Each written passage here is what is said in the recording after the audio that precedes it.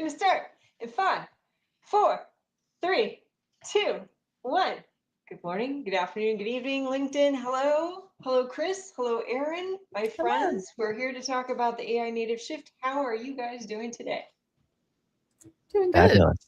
Your intro is much peppier than the countdown. I love it.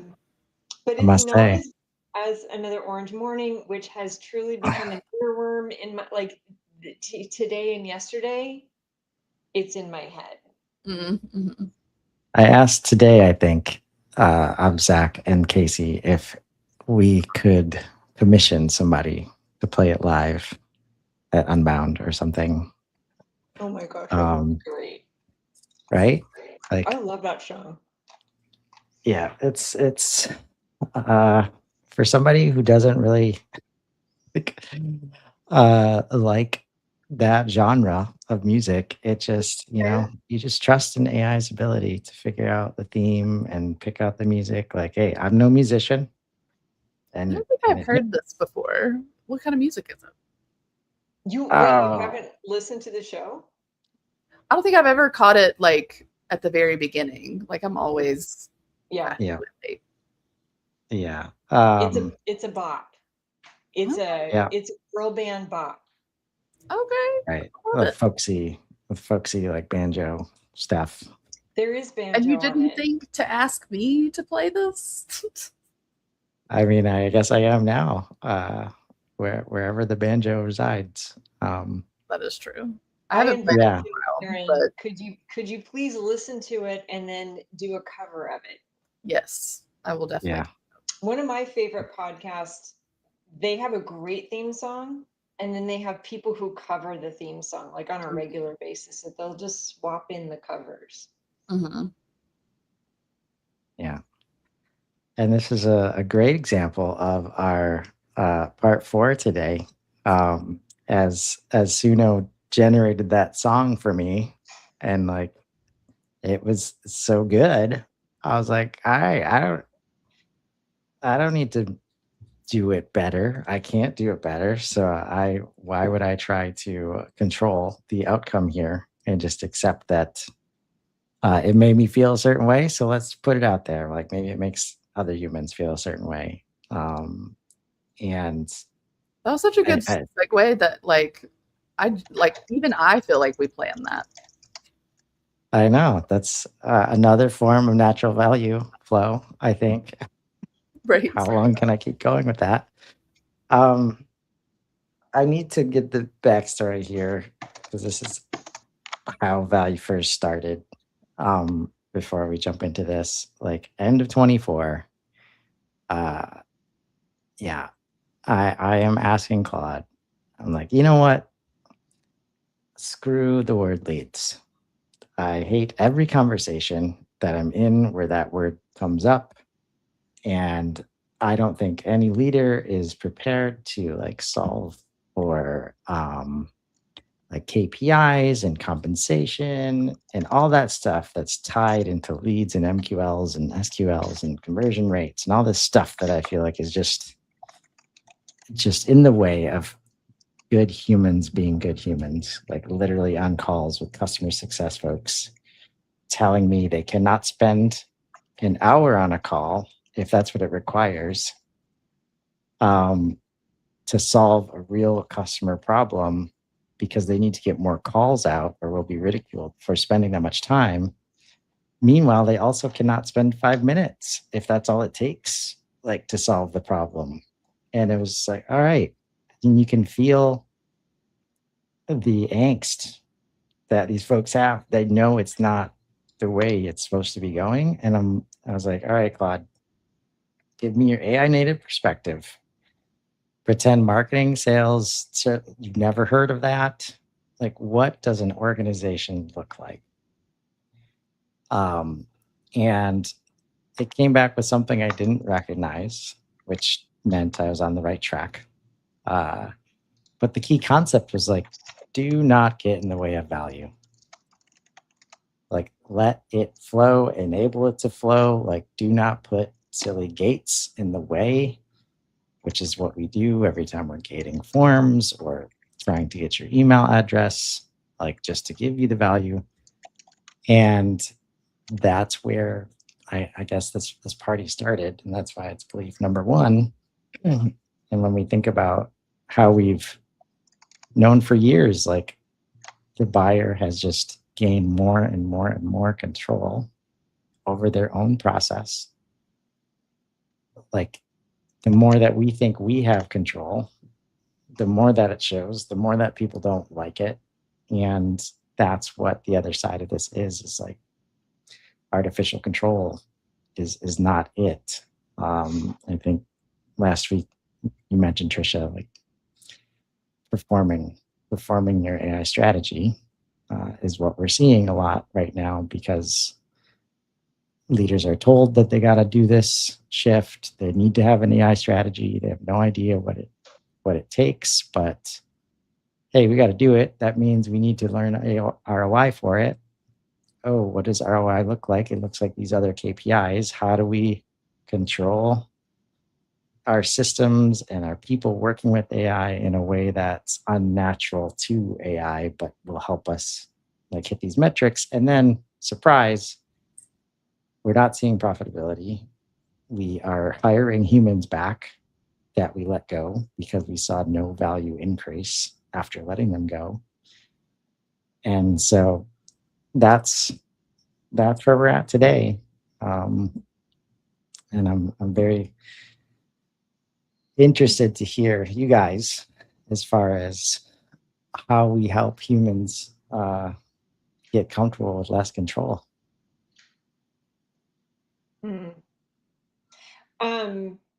Okay, well, before I answer that question, something that you were just talking about resonated with me, which was sort of like performing AI strategy. But something I see really commonly is scrambling to have an AI strategy, like feeling like I'm just seeing this motion of random, like in my mind, how this person shows up is that marketing leader, sales leader has like all of these people saying, I can solve all your problems with this tool I wrote. Like, I have this tool, it's going to solve all your sales problems. I have this tool.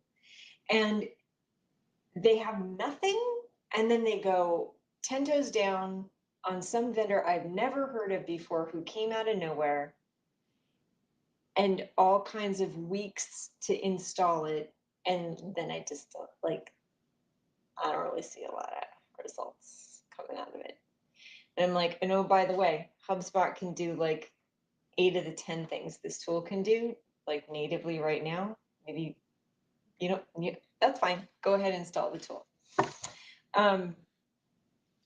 So even looking at that as like value over control, like help me understand that piece, because maybe the value is just like, just get it in there and get something working. And that's really giving up control. But I don't see the value, like the first things this thing gave back, because they weren't really taking the business context into account. It was, in my opinion, just sort of like slapdash, quick, not thoughtful. Wasn't generating a lot of value. I think the key word is artificial, like control. So more down the lines of what can you control? Mm-hmm. And we can easily call that natural value for the human. Like this whole conversation about where should the human be in the process. Like that's why it can't be AI first or human first, right? It's like wherever the natural value is. It's not in reading 1,000 documents. It's not coming up with very complex scoring rubrics and then maintaining them over time. Well, AI can just read transcripts and give you a good enough idea of how people are feeling, like HubSpot's whole CX scoring play right now. I'm so here for it. Like, we're not good at creating complex scoring. And wow, it changes when, in order to get good scoring, you need to show up on the call, be present, be human. Like that's the natural value for you. And so are you prepared to help your people do that? If so, yeah, like get the context in that, just get it together, get it centralized. We will figure out on these calls together and right after the calls, because we have AI, we can work very quickly. But it points, instead of thinking that we know how to control because this is the way it's always been done, it's knowing that we're just moving it to where humans are better adapted to use context of any given flavor to create judgment and taste and do it. Like the speed of doing that is available to us if we get out of the habit of, oh, I need to do it in a measurable way. Right.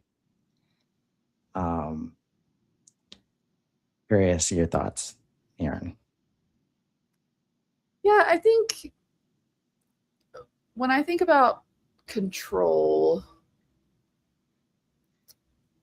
I tend to think about the balance between control and trust. Like the more I trust something, the less I feel I have to control that thing. And trust is built over time. Trust can be, lost in some instances. So like it's kind of like a fluid system where, as I'm more trusting of the system, I need less control. Like there's always going to be points where like deterministically I know I need to be involved at this point. But the more I trust the system, the less I feel I need to get involved like upstream of that point.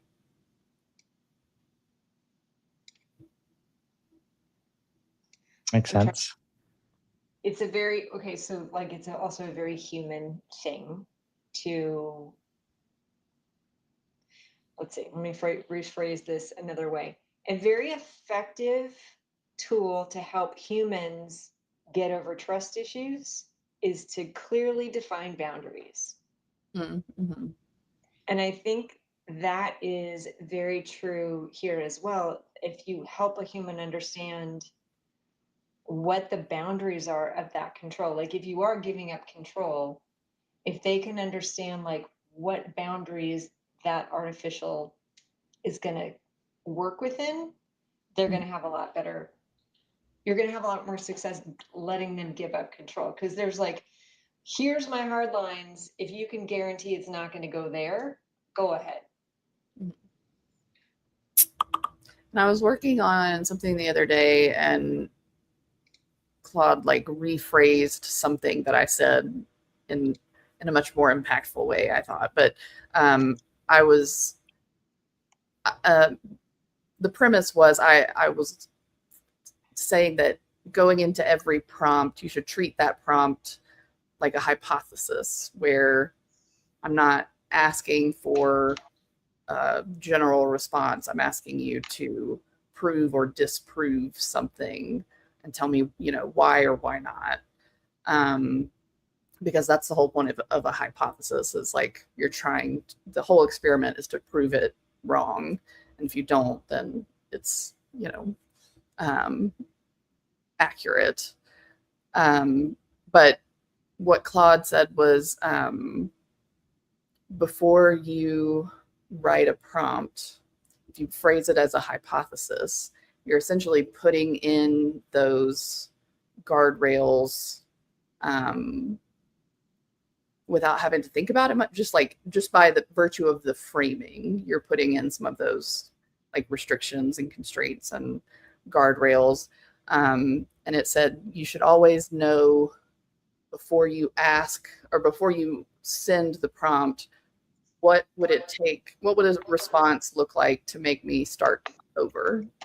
Like, what would it take for this to be complete trash to me? And if you can't think of anything, it said you're not prompting, you're asking for a compliment. And I was like, okay, yeah, that's fair. Because I think a lot of times if you're going into it with like, hey, I think we should do XYZ, isn't that great? It's gonna agree. Like, yeah, it's gonna be like that, yeah, that sounds great. But if you go into it framed as I have this problem, this is the solution I'm thinking of, here are some of the pros and cons, at least in my mind, like pressure test this for me, like what is correct.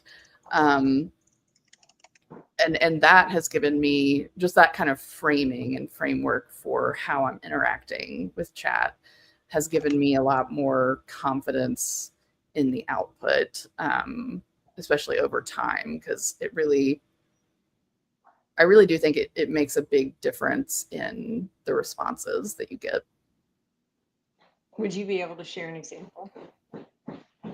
Yeah. So I do a lot of like technical documentation or like specking certain things of like how would I build this. And I've been using the HubSpot developer MCP a lot lately for stuff like this, where I'll go into chat and basically say, like I said, I have this problem. So one of the things I was solving for was I need to build an SMS integration with HubSpot, and the client doesn't want X, Y, and Z, but they do want A, B, and C.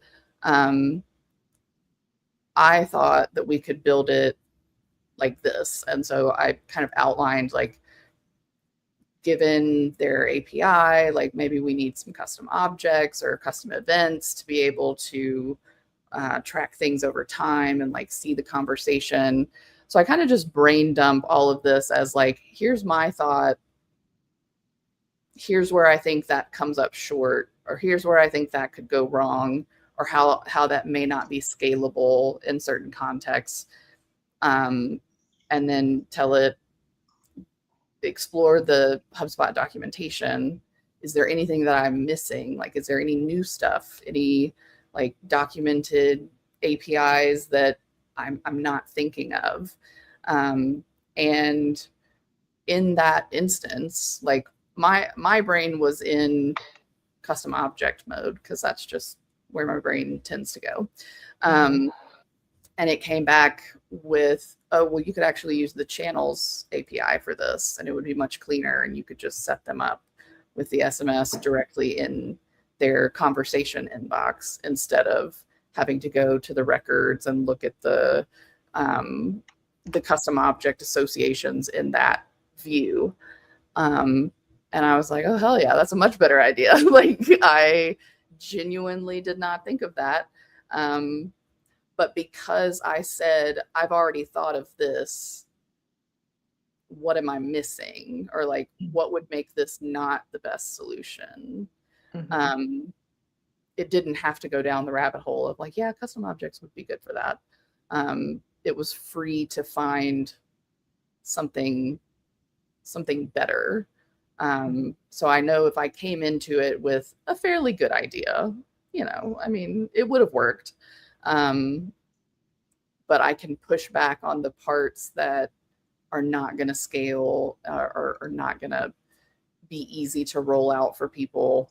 Then I'm in a better position to go in and say, like, this is the correct answer. So yeah. It's always very validating when I hear one of you smarty pants doing something that I do. And I thought you were going to give what you said is like the before example of like the way not to do it. I'm like, wait, that's the way I do it. Oh no.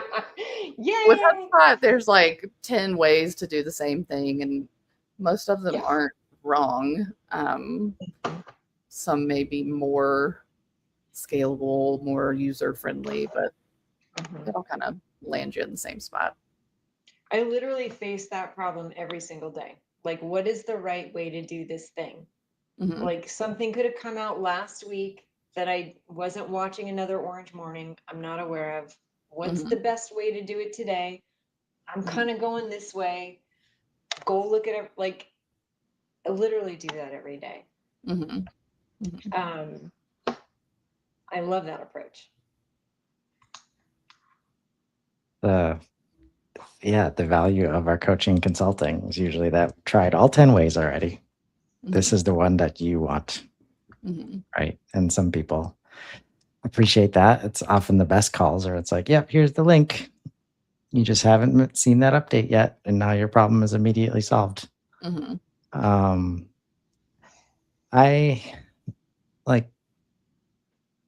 I think as you talk about the framing like issue, and that's the part where I think control like hits the hardest. And I've actually seen this real time with Breeze Assistant. It's like the difference between like I want to create a list of folks with this goal versus I want, like, can you help me figure out which filters to use to create this list? Mm-hmm. Right? Dramatically different results. Usually not like you took all of the options off the table for Breeze Assistant before it even had a chance to help you. Mm-hmm. And that's where I think if we need to control, we don't just want it open, like whatever you got, like don't care about HubSpot, like just whatever your vast training data set. Like, no, can't be that wide, but how do we reel in the scope? And that's where I think what we're talking about is the difference between scoping the build versus scoping the goal, right? And scoping the build has been like the important thing to get to for lots of reasons. But now it's almost, you're at a higher risk if you choose to try and get there in a world where everything is moving so fast.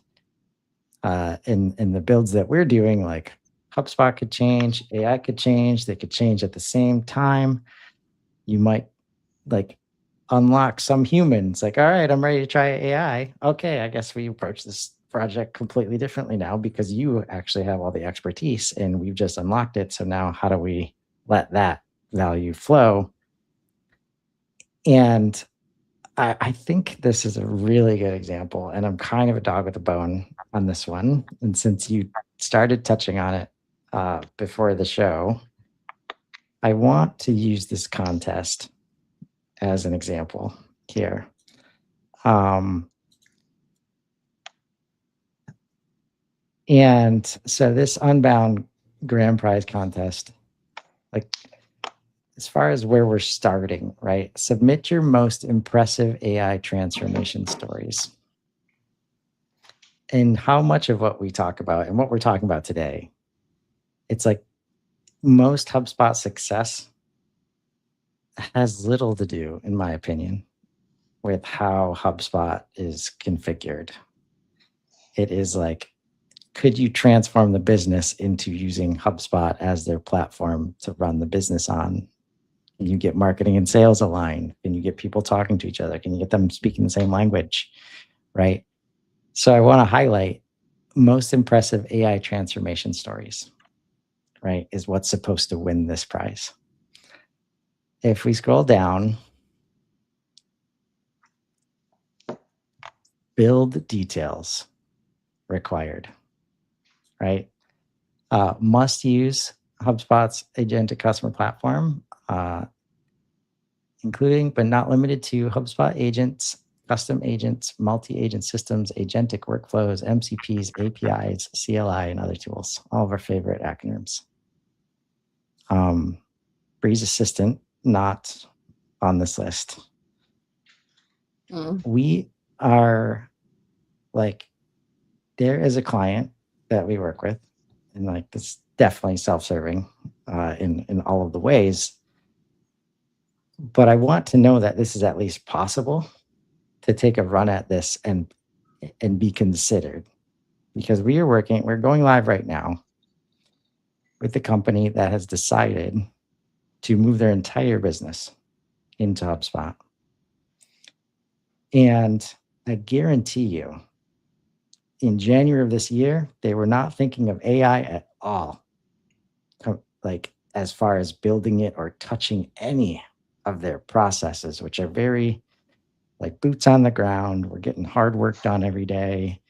Like, in what world does it make sense to try and ask AI for help, like with any of these processes, right? And we, at the end of this, we did not build anything. Like, we didn't do any AI builds, but we've got people loving Breeze Assistant to build workflows, to build other stuff in HubSpot. And like, the more I think about it and dig into this, like, the beauty is that HubSpot's already built the awesome thing. And that's the agentic customer platform. The AI transformation is getting a team to come in and remove all their spreadsheets and have unified context in the system in a way that any AI that you use will work. Right. And when I see contests like this, and like pointing back to how I started this point, it's like the scope of winning 100K versus the scope of true like business transformation with AI or in support of AI, likely completely different things, because there's very much a flashy circumstance to how you win like contests like this. And it can take you. So for me, like, winning the 100K is a form of artificial, like you're manufacturing a situation where you're in a good position to win something like this, versus looking at a business, understanding, all right, this group of folks, they do processes in this way. They haven't been able to own their processes. Now they will be. So we're going to focus that part of the implementation on them. And then we're going to rinse and repeat that.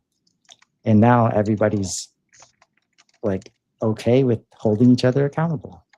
All of these insurmountable challenges that we've had, because it's like, hey, they want to own the process. Let them own the process. We don't need to control they're ready. They've got the expertise. They're ready to come into HubSpot and make the process theirs. Right. And like so for me, it's finding the value in the human beings, like, and hearing the way that they talk about their process and their challenges is like, all right, how do we make that flow in the same direction as everybody else so that everybody can see it and understand it? And then you start building like on it. And now we're able to do that at a scale because we also have AI like supporting us. And we're not trying to get out of our comfort zone of thinking, oh, well, we really only have time to talk to like this group one time because we got to talk to all the groups. And we only have room for so many because we've got this other stuff to do. Now it's been like, whenever they're ready to talk about their process and how it needs to work, like, make space for that, because AI is going to do the work of helping us understand what that means, which we can't let it do if the folks don't talk about it, right? And they don't talk about it a second or third or fourth time, because by the fourth time, they're starting to understand what HubSpot means and what it means not to have to rely on my spreadsheet. And now I can think about the process in a totally different way, right? You have to stop me, Trisha, because I'm just going to keep going. I like, can we live in that world? Well, that's a world that I absolutely want to live in. I have had many projects which,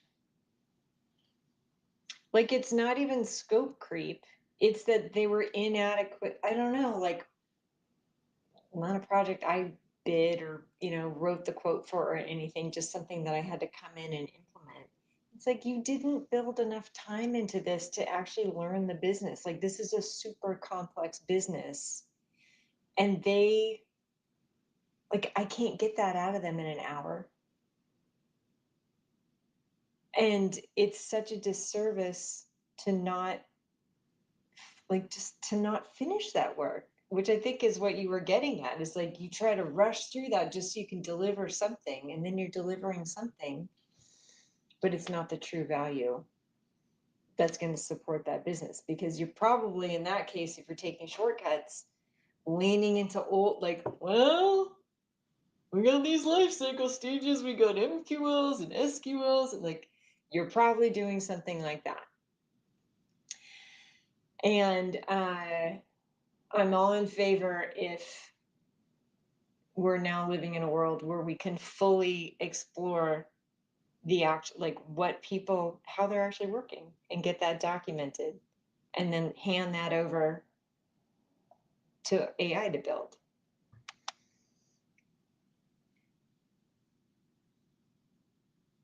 I guess maybe I'm just a tech nerd, and wasn't thinking of the human part of it. The way I read it was like AI transformation stories where AI is not the hero, it's the behind the scenes like wheels. So like it's not about humans using AI to do things.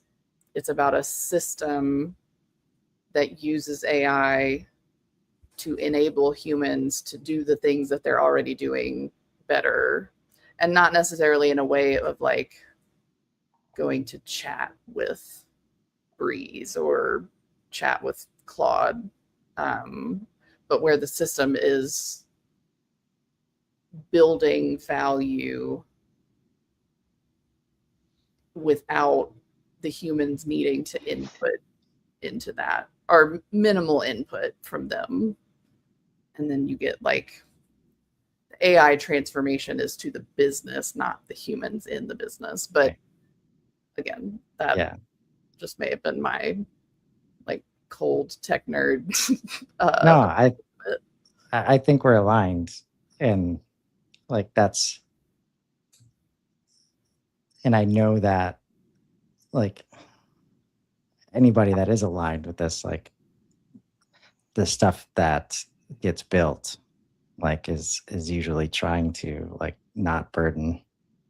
It's just hard not to see like agents, custom agents, multi-agent system, agentic workflows. Like if we've talked about how hard it is to like create true autonomy or 100% automation, and maybe this is just a jaded look, like when I see it include all the MCPs, like all these, like the focused words that are not just people are getting work done, like in ways they've never been able to before. And that needs to, at like a 10%, not 10%, but like a 10x efficiency rate of the work getting done, and removing systems like WhatsApp and email, like just reducing all of these communication mechanisms. That's why it's like akin delivering the agentic customer platform that HubSpot has built, because there's so much AI behind the efficiencies and availability of using filters in CRM index pages in like much cooler ways than we've ever been able to before. The ability to, manage workflows, like all of the systems that, felt clunky at some point often are not clunky now, because AI has made it easier to parse through like huge data sets, like so much faster, and things like that. So yeah, I'm with you there, but I do think it's just a great example of, if you can get like the control needs to be around the North Star, like alignment, values, the beliefs that we're talking about, like, and then putting everybody in a position to realize those things like daily. Because if you can do that, then you don't need to figure out the scope of the build right away. I mean, I was on a call with Ryan Ginsberg this morning, and like we're doing stuff in HubSpot, and like it's like invoicing reconciliation across all these different objects, and the client, like, we're going live, right? This is the kind of stuff that's like forbidden, right? In most go live, we're not changing anything right now. Like, let's just get it out the door to spec. Like, everything goes in the backlog automatically. We're on the call, and like in 5 to 10 minutes, he has created a new button in the UI to solve exactly what the pain was. And he can only do that if he's confident that it's not going to, break the system in half, that it's going to create a great outcome for the customer. And the reaction is like, you cannot imagine a better customer experience than what is happening in that moment. And so many things have to be in place, like a data model, like buy-in. Because I can tell you at the beginning of this project, there was some questions about, man, they use AI a lot. Do they really know like what they're doing, or are they just letting AI do everything? And, we got to stick to our guns. Like, we do know what we're doing, but we're also using AI for everything. and that is a highly valuable thing, like, right now. So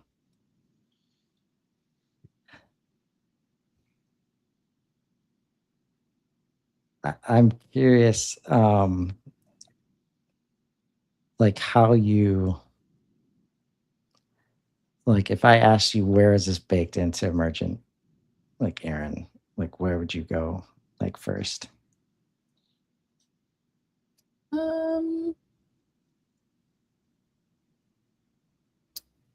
I think the thing that contributes to my trusting the system the most and being confident in the outputs that I'm getting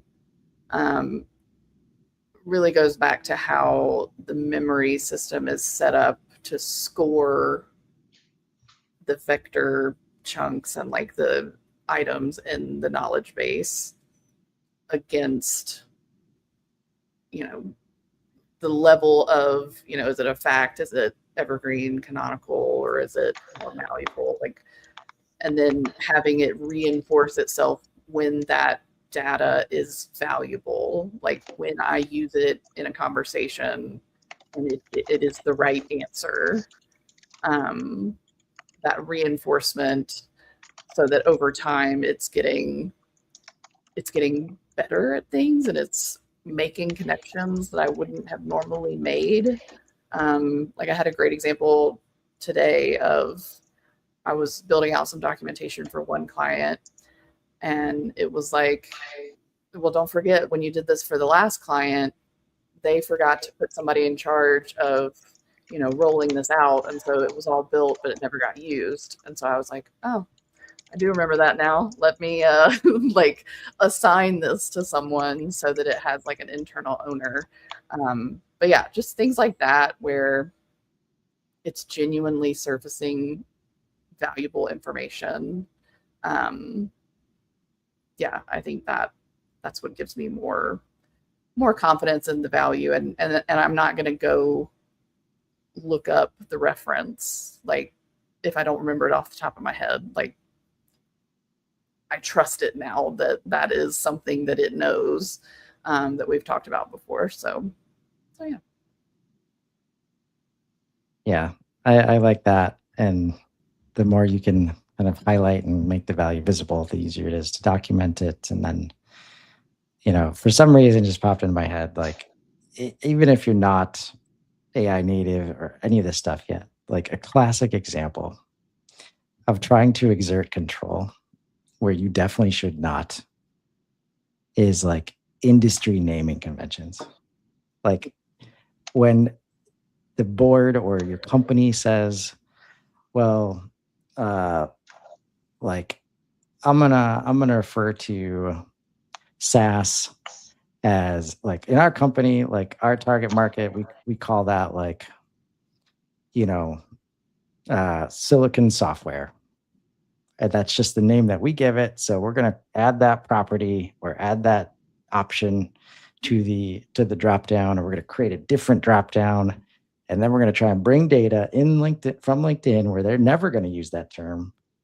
And then, like, you have so much value flowing in, you're paying for it. And then you have to turn it, you're just getting in the way, like by creating this other mechanism where it's like, oh, this is how we've decided we're going to be in control of this. Like, you just don't have to do stuff like that. And when you do, there's almost always opportunity to take a step back and be like, do we really need to do it that way? What if we didn't? Where else could we put our energy? Right. So this was a fun one. I look forward to next week getting to belief number 5, which is emergence over predictability. Should be a good one. I don't know if I've ever done content on that one, so I'm curious how much we can attack predictability and the fact that you can't have it anymore. Sorry. Right. Until then, everybody have a great week. Thanks so much, Aaron and Trisha. We'll see you next time.